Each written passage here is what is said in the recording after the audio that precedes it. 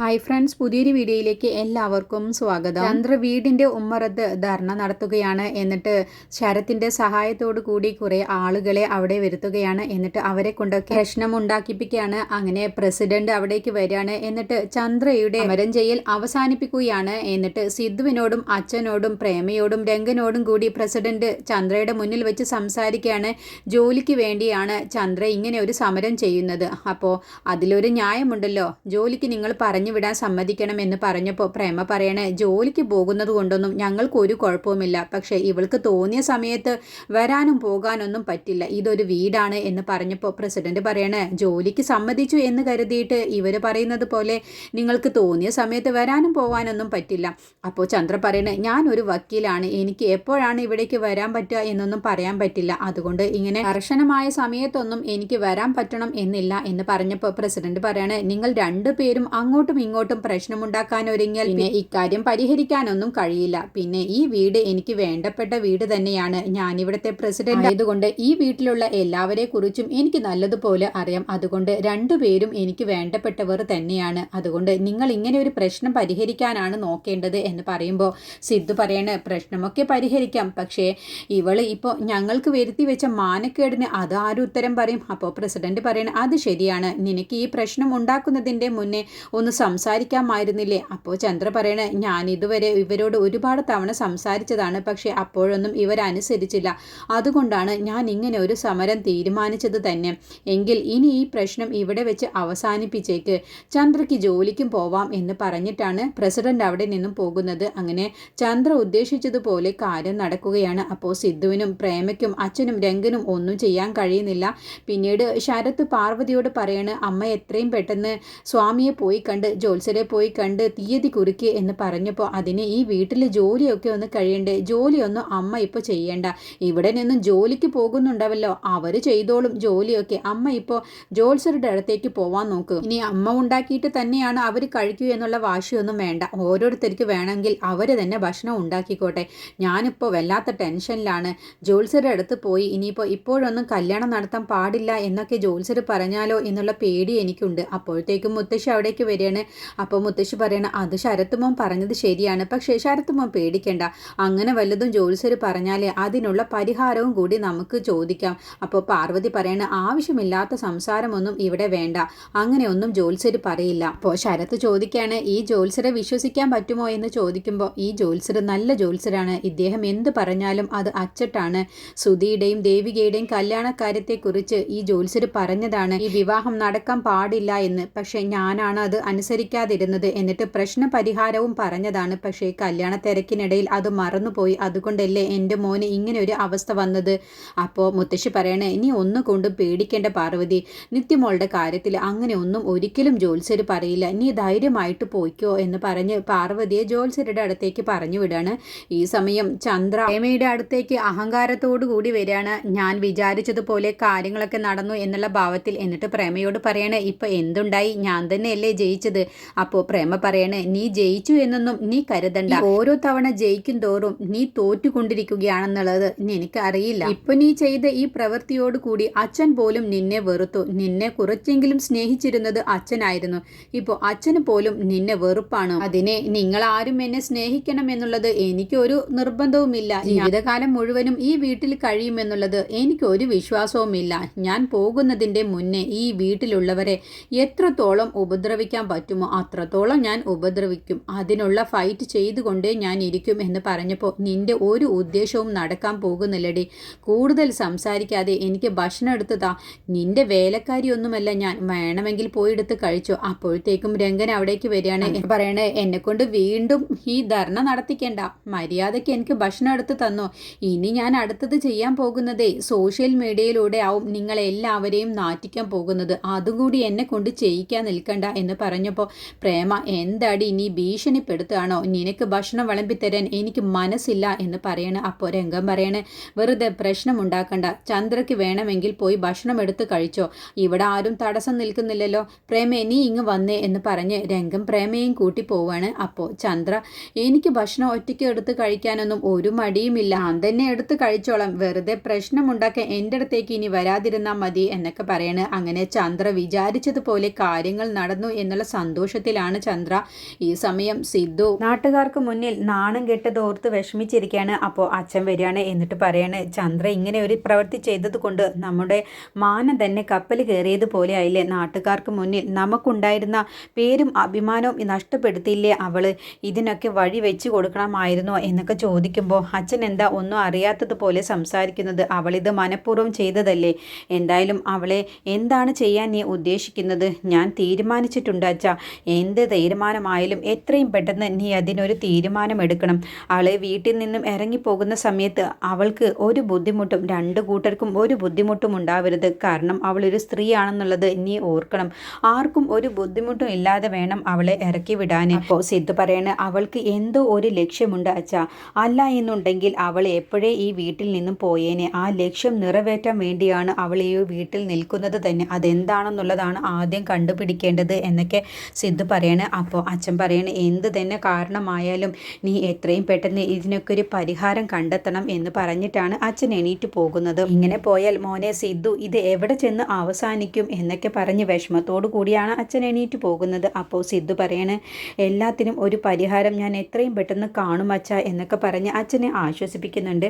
ഈ സമയം ചന്ദ്ര ജയിച്ചു എന്നുള്ള അഹങ്കാരത്തിൽ നടക്കുകയാണ്. അപ്പോൾ സിദ്ധു വന്ന് ചോദിക്കുകയാണ്, നീ എന്താണ് ഉദ്ദേശിക്കുന്നത്? നീ എന്തിനാണ് ഞങ്ങളെ ഇങ്ങനെ നാണം കെടുത്തുന്നത്? നീ എൻ്റെ ജീവിതത്തിൽ നിന്നും ഇറങ്ങിപ്പോവാൻ വേണ്ടി നിനക്ക് എന്താണ് തരേണ്ടത്? നിനക്ക് എന്തോ ഒരു ലക്ഷ്യമുണ്ട് എന്ന് എനിക്കറിയാം. എന്ത് ലക്ഷ്യം? എന്തോ ഒന്നുണ്ട്. അതുകൊണ്ടാണ് നീ ഇങ്ങനെ എല്ലാം സഹിച്ച് ഇവിടെ കടിച്ചു തൂങ്ങി നടക്കുന്നത്. നീ എൻ്റെ ജീവിതത്തിൽ നിന്ന് ഇറങ്ങിപ്പോ. എനിക്ക് കുറച്ച് മനസ്സമാധാനം താ. എനിക്കിങ്ങനെ ടെൻഷൻ ആവാൻ വയ്യ. എനിക്ക് എന്തും സംഭവിക്കാവുന്ന അവസ്ഥയാണ്. അതുകൊണ്ട് നീ എൻ്റെ ജീവിതത്തിൽ നിന്നും പോവാൻ വേണ്ടി നിനക്ക് എന്ത് വേണമെങ്കിലും നീ ചോദിച്ചാൽ അത് ഞാൻ തരാം. എന്താണ് നിനക്ക് വേണ്ടത് എന്ന് ചോദിച്ചപ്പോൾ എനിക്കൊന്നും വേണ്ട, എനിക്ക് സിദ്ധുവേട്ടനെ മാത്രം മതി. ഞാൻ ഒരിക്കലും സിദ്ധുവേട്ടന് ഡിവോഴ്സും തരില്ല. ഞാൻ ഒരിക്കലും നിന്നെ ഒരു ഭാര്യയായി കണ്ടിട്ടില്ല. പക്ഷേ ഞാൻ സിദ്ധുവേട്ടനെ ഭർത്താവായി കണ്ടിട്ടുണ്ട്. നീ എന്താ കാര്യം പറഞ്ഞാൽ മനസ്സിലാക്കാത്തത്? സിദ്ധുവേട്ടൻ എന്തിനാണ് ഇപ്പോൾ ഇങ്ങനെയൊക്കെ പറയുന്നത് എന്നുള്ളത് എനിക്ക് നല്ലതുപോലെ അറിയാം. അതെന്തായാലും നടക്കാൻ പോകുന്നില്ല. പിന്നെ നിന്റെ ഉദ്ദേശം എന്താ? ഇന്നല്ലെങ്കിൽ നാളെ എൻ്റെ മനസ്സ് മാറി ഞാൻ നിന്നെ അംഗീകരിക്കുമെന്നാണോ? അങ്ങനെ ഒരു ഉദ്ദേശവും എനിക്കില്ല. എങ്കിൽ പിന്നെ എന്താ നിനക്ക് എൻ്റെ ജീവിതത്തിൽ നിന്നങ്ങ് പോയാൽ? ഇല്ല, എനിക്ക് സിദ്ധുവേട്ടന് അത്രയ്ക്ക് ഇഷ്ടമാണ്. നിനക്ക് എന്നെ ഇഷ്ടമൊന്നുമല്ല എന്നുള്ളത് എനിക്കറിയാം. നിനക്ക് എന്തോ ഒരു ലക്ഷ്യമുണ്ട്. അതിനു വേണ്ടിയാണ് നീ ഇവിടെ കടിച്ചു തൂങ്ങി നിൽക്കുന്നത്. എന്ത് ലക്ഷ്യം എന്ന് പതർച്ചയോടുകൂടി ചോദിക്കുമ്പോൾ സിദ്ധു പറയണ, അതെന്താണെന്നുള്ളത് എനിക്കറിയില്ലല്ലോ, അത് നിനക്കല്ലേ അറിയൂ. അത് എന്താണെങ്കിലും നീ ഒന്ന് തുറന്നു പറ. ഞാൻ തന്നെ അതിനെല്ലാം പരിഹാരം കണ്ടെത്തി തരാം. എന്നിട്ട് എൻ്റെ ജീവിതത്തിൽ നിന്നും ഇറങ്ങിപ്പോ. നമ്മുടെ രണ്ടു പേരുടെയും ജീവിതമാണ് ഇങ്ങനെ ജീവിക്കുന്നത് കൊണ്ട് ഇല്ലാതാകുന്നത്. എനിക്കിങ്ങനെ ജീവിക്കുന്നത് കൊണ്ട് എൻ്റെ ജീവിതം ഇല്ലാതായി എന്ന് കരുതിയിട്ടേ എനിക്ക് ഒരു പ്രശ്നവുമില്ല. എങ്കിൽ എനിക്ക് പ്രശ്നമുണ്ട്. സിദ്ധുവേട്ടൻ്റെ ജീവിതം ഞാൻ ആഗ്രഹിക്കുന്നത് പോലെ അങ്ങ് നടത്തിയാൽ മതിയല്ലോ. പിന്നെ എന്താ, സിദ്ധുവേട്ടനും ഒരു പ്രശ്നവും ഉണ്ടാവില്ലല്ലോ. നിന്റെ ഉദ്ദേശം നടക്കില്ലടി. എങ്കിൽ ഒരു കാര്യം ഞാൻ പറയാം. സിദ്ധുവേട്ടന് ഒരിക്കലും എന്നിൽ നിന്നും ഡിവോഴ്സ് കിട്ടില്ല. അതിന് സിദ്ധുവേട്ടൻ ഒരിക്കലും ആഗ്രഹിക്കുകയും വേണ്ട. ഞാൻ എന്തായാലും സിദ്ധുവേട്ടന് ഡിവോഴ്സ് തരില്ല എന്ന് പറഞ്ഞ് ചന്ദ്ര അവിടെ നിന്നങ്ങ് പോവാണ്. അപ്പോൾ സിദ്ധുവിന് ഇവളെ എങ്ങനെ എൻ്റെ തലയിൽ നിന്നും ഒഴിവാക്കും എന്നുള്ള ആ ഒരു ദേഷ്യവും സങ്കടത്തോടു കൂടിയാണ് നിൽക്കുന്നത്. പിന്നീട് നിത്യ ദേവികയുടെ അടുത്തേക്ക് വന്ന് പറയാണ്, അമ്മ ജോത്സ്യരുടെ അടുത്തേക്ക് പോവാൻ ഒരുങ്ങുകയാണ്. ഇപ്പം ശരത്ത് കൂടിയുണ്ട്. എനിക്കെന്തോ ഏട്ടത്തി വല്ലാത്ത പേടിയാവുന്നു.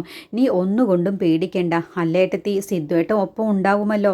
അവനെ നിയമം കൊണ്ട് മാത്രമാണ് ഇനി ഒതുക്കാൻ കഴിയൂ. അവനാണ് നമ്മുടെ സുധിയേട്ടൻ്റെയും അച്ഛൻ്റെ വീഴ്ചയ്ക്കും ഒക്കെ പിന്നിൽ കാരണമെന്ന് അറിഞ്ഞാൽ പിന്നെ ഒരിക്കലും മുത്തശ്ശിയും അമ്മയും ഈ വിവാഹത്തിന് സമ്മതിക്കില്ല. അപ്പോൾ സിദ്ധുവേട്ടൻ വഴി മാത്രമാണ് ഇനി അവൻ്റെ കള്ളത്തരം പുറത്തു കൊണ്ടുവരാൻ കഴിയൂ. നീ ഒന്നുകൊണ്ടും പേടിക്കേണ്ട മോളെ. ഈ ഏട്ടത്തി ഉണ്ടല്ലോ നിൻ്റെ കൂടെ. പിന്നെ സിദ്ധുവിനെ ഞാൻ നാളെ തന്നെ പോയി കാണുന്നുണ്ട്. സിദ്ധുവിനെ കണ്ട് സംസാരിക്കുന്നുണ്ട്. എന്തായാലും ഈ വിവാഹം ഒരിക്കലും നടക്കില്ല. അത് ഈ ഏട്ടത്തി മോൾക്ക് തരുന്ന വാക്കാണ്. നീ ഒന്നുകൊണ്ടും പേടിക്കേണ്ട. അവനെ പൂട്ടാനുള്ള വഴികളെല്ലാം തന്നെ നമ്മൾ എത്രയും പെട്ടെന്ന് ശരിയാക്കും. പിന്നെ എന്നും അവനിങ്ങനെ രക്ഷപ്പെടാനൊന്നും കഴിയില്ല. എന്തായാലും അവൻ ഇന്നല്ലെങ്കിൽ നാളെ പിടിക്കപ്പെടും. അവൻ്റെ യഥാർത്ഥ സ്വഭാവം എന്താണെന്നും അവൻ ആരാണെന്നുള്ളതും ഇവിടെ അമ്മയ്ക്കും മുത്തശ്ശിക്കും എല്ലാവർക്കും മനസ്സിലാവും. മോളുടെ വിവാഹം ഒരിക്കലും ശരത്തുമായി നടക്കില്ല എന്നൊക്കെ പറഞ്ഞ് ദേവിക നിത്യയ്ക്ക് ധൈര്യം കൊടുക്കുകയാണ്. പിന്നീട് ഇത് കോടതിയിലേക്ക് പോവാൻ ഒരുങ്ങാണ്. അപ്പോഴാണ് കാറിൽ കയറാൻ വേണ്ടി നിൽക്കുന്ന ആ സമയത്താണ് ചന്ദ്ര വിളിക്കുന്നത്. സിദ്ധുവേട്ട എന്ന് പറഞ്ഞ് സിദ്ധുവിനോടൊപ്പം ചന്ദ്രയും വക്കീൽ വേഷത്തിലാണ് പോവാൻ ഒരുങ്ങുന്നത് കേട്ടോ. ഞാനും ഉണ്ട് സിദ്ധുവേട്ടനോടൊപ്പം. എവിടേക്ക്? എൻ്റെ കാറിൽ ആരും കയറണ്ട. അതെന്താ സിദ്ധുവേട്ടൻ അങ്ങനെ പറയുന്നത്? ഇതൊരു ചീപ്നെസ് ആണ്. എന്ത് ചീപ്നെസ്? നിനക്ക് ധർണ ഇരിക്കാം, അപ്പം പിന്നെ ഒരു ചീപ്പും ഇല്ലേ? ഇതിപ്പോൾ ഞാൻ ചെയ്യുന്നതിനാണോ? പിന്നെ ഈ കാരണം കൊണ്ട് തന്നെ നിന്നെ ഈ വീട്ടിൽ നിന്നും എനിക്ക് ഇറക്കി ഇടാവുന്നതേ ഉള്ളൂ. പക്ഷെ അത് നിന്നെ പേടിച്ചിട്ടൊന്നുമല്ല, നാട്ടുകാരെ വിളിച്ചു വരുത്തി നീ എന്നെ നാണം കെടുത്തും എന്നുള്ള പേടി കൊണ്ടൊന്നുമല്ല. നീ ഇന്നല്ലെങ്കിൽ നാളെ നീ തന്നെ ഈ വീട്ടിൽ നിന്നും ഇറങ്ങിപ്പോവും. അത് ഒരിക്കലും നടക്കാൻ പോകുന്നില്ല. നടക്കും, എൻ്റെ വിശ്വാസമാണത്. ഒരിക്കലും ആ വിശ്വാസം നടക്കാൻ പോകുന്നില്ല സിദ്ധുവേട്ടാ. എൻ്റെ വിശ്വാസം ഇതുവരെ തെറ്റിയിട്ടില്ല. ആ വിശ്വാസങ്ങളൊക്കെ നടന്നിട്ടുണ്ട്. അതുപോലെ നീ ഈ വീട്ടിൽ നിന്നും ഓടിപ്പോവും. അങ്ങനെ ഒരു ദിവസം വരും. അല്ലാതെ നീ എൻ്റെ കൂടെ എൻ്റെ കാറിൽ നീ ഇപ്പോൾ വരാൻ നിൽക്കണ്ട എന്ന് പറഞ്ഞ് സിദ്ധു കാർ എടുത്തുകൊണ്ട് ചന്ദ്രയെ കയറ്റാതെ പോവുകയാണ്. നീ വല്ല ഓട്ടോയിലോ നടന്നിട്ടോ ബസ്സിലോ എങ്ങനെ വേണമെങ്കിലും നിനക്ക് പോവാലോ എന്ന് പറഞ്ഞുകൊണ്ടാണ് സിദ്ധു അവിടെ നിന്ന് പോകുന്നത്. അപ്പോൾ സിദ്ധു കാറിൽ കയറ്റാതെ പോകുന്നത് കണ്ടുകൊണ്ടാണ് പ്രേമ അവിടേക്ക് വരുന്നത്. എന്നിട്ട് ചന്ദ്രയെ കളിയാക്കിയിട്ട് പറയണേ, എന്തു പറ്റി സിദ്ധു, നിന്നെ കാറിൽ കയറ്റിയില്ലേ? നിന്നെ കയറ്റില്ലടി. നീ ഞങ്ങളെ നാണം കെടുത്തിയതിന് നീ ഇനി എന്തെല്ലാം അനുഭവിക്കാൻ കിടക്കുന്നു. ഇനി എത്രയും പെട്ടെന്ന് സിദ്ധുവിൻ്റെ ജീവിതത്തിൽ നിന്നും ഈ വീട്ടിൽ നിന്നും ഇറങ്ങിപ്പോവും. അത് ഒരിക്കലും നടക്കാൻ പോകുന്നില്ല എന്ന് പറഞ്ഞപ്പോൾ അതൊക്കെ നടക്കും. നിനക്കിപ്പോൾ സിദ്ധുവിൻ്റെ കാറിൽ കയറാൻ പറ്റിയില്ല, അതുപോലെ അവൻ്റെ ജീവിതത്തിൽ നിന്നും ഈ വീട്ടിൽ നിന്നൊക്കെ എത്രയും പെട്ടെന്ന് നീ ഇറങ്ങിപ്പോവും. അപ്പോൾ ചന്ദ്ര പറയണേ, ഞാനും വാങ്ങും ഒരു കാറ്. അപ്പോൾ പിന്നെ എനിക്ക് ആരുടെയും കൈയും കാലും പിടിക്കേണ്ടതില്ലല്ലോ. അതിന് നിൻ്റെ അച്ഛനുണ്ടാക്കി വെച്ച കടങ്ങളൊക്കെ തീർക്കണ്ടേ? ആ കടങ്ങളൊക്കെ തീർക്കാനേ എനിക്ക് എൻ്റെ വീടും സ്ഥലവും വിറ്റാൽ മതി. അതോടുകൂടി ആ കടം തീറും. അത് ശരിയാണ്, നീ പണം വാങ്ങിയ കടം അങ്ങനെ തീർക്കാം. പക്ഷേ നീ ഞങ്ങൾക്കുണ്ടാക്കിയ നാണക്കേടിൻ്റെ കടം നീ എങ്ങനെ തീർക്കും? ജീവിതകാലം മുഴുവനും നിനക്ക് ആ കടത്തിൽ നിന്നും ഒഴിഞ്ഞു മാറാൻ കഴിയില്ലല്ലോ. അതുകൊണ്ട് നീ സൂക്ഷിച്ചിരുന്നോടി. നീ അധികം വൈകാതെ തന്നെ ഇവിടെ നിന്ന് പോവും എന്ന് പറയട്ടോ. അങ്ങനെ ചന്ദ്ര, എന്നെ എത്ര തോൽപ്പിച്ചാലും ഞാൻ തോൽക്കാൻ പോകുന്നില്ല. ഞാൻ ഇന്ന് ജോലിക്ക് തന്നെ പോവും, അല്ലാതെ വീട്ടിൽ കയറാനൊന്നും പോകുന്നില്ല. ആണോ? അപ്പോൾ നിനക്ക് അനുഗ്രഹം വേണ്ടേ? അപ്പോൾ പ്രേമാങ്ങ് ശപിക്കുകയാണ്, നീ എവിടെ പോയാലും നീ ഗുണം പിടിക്കില്ലടി, നീ ഒരു കാലത്തും നന്നാവില്ലടി എന്ന് പറഞ്ഞ് ശപിച്ചുകൊണ്ടാണ് ചന്ദ്രയെ അവിടെ നിന്ന് പറഞ്ഞു വിടുന്നത്. പിന്നീട് പാർവതിയും ശരത്തും മനോഹരൻ്റെ അടുത്തേക്ക് വരികയാണ്. നിത്യമോളുടെ കല്യാണം ഉറപ്പിക്കാൻ വേണ്ടി ജോത്സരെ കണ്ട് തീയതി കുറിപ്പിക്കാൻ വേണ്ടി പോവുകയാണ്. മനോഹരേട്ടൻ്റെ പ്രാർത്ഥന ഉണ്ടാവണം എന്ന് പറയുമ്പോൾ ശരത്ത് പറയണേ, അച്ഛൻ്റെ പ്രാർത്ഥന എന്തായാലും ഉണ്ടാവും അമ്മേ, നമുക്ക് പോവാൻ ഒരുങ്ങാം എന്ന് പറയുമ്പോഴാണ് ദേവിക അവിടേക്ക് വരുന്നത്. അപ്പോൾ ദേവിക പറയണം, അച്ഛൻ്റെ പ്രാർത്ഥന എപ്പോഴും നിങ്ങളോടൊപ്പം ഉണ്ടല്ലോ എന്നിങ്ങനെ കളിയാക്കി മെട്ടിൽ പറയുമ്പോൾ, നീ അങ്ങനെ പരിഹസിക്കുകയും പുച്ഛിക്കുകയൊന്നും വേണ്ടടി. നിത്യമോൾക്ക് ഇപ്പോൾ കാര്യം മനസ്സിലായി. ശരത്ത് മോന് നിസ്സാരക്കാരനല്ല എന്നുള്ളത് നിത്യയ്ക്ക് മനസ്സിലായി. നീ അങ്ങനെ പരിഹസിക്കൊന്നും വേണ്ട.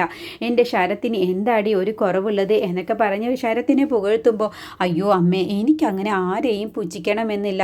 എന്തായാലും അമ്മ എത്രയും പെട്ടെന്ന് ജോത്സ്യരെ പോയി കാണ്, എന്നിട്ട് തീയതി കുറിപ്പിക്കുക. അമ്മ എന്തായാലും ഒന്ന് സൂക്ഷിച്ചാൽ മതി. ഇപ്പോൾ ഗ്രഹണകാലമാണ്, ഞാഞ്ഞുകളുകൾക്കും വിഷം വെക്കുന്ന കാലമാണ് എന്ന് പറഞ്ഞൊരു അർത്ഥം വെച്ചുകൊണ്ട് സംസാരിച്ചിട്ടാണ് ദേവിക പോകുന്നത്. അപ്പോൾ പാർവതി ശരത്തിനോട് ചോദിക്കണം, അല്ല എന്താ അവൾ അങ്ങനെ പറഞ്ഞത്? അതിൻ്റെ അർത്ഥം എന്താ? അവൾ എന്താ ഉദ്ദേശിച്ചത്? എന്താണെന്ന് അറിയില്ലല്ലോ അമ്മേ, അവൾക്ക് അങ്ങനെ പലതും പറയല്ലോ. അമ്മ വാ എന്ന് പറഞ്ഞ് രണ്ടുപേരും കൂടി ജോത്സ്യരുടെ അടുത്തേക്ക് പോവണം.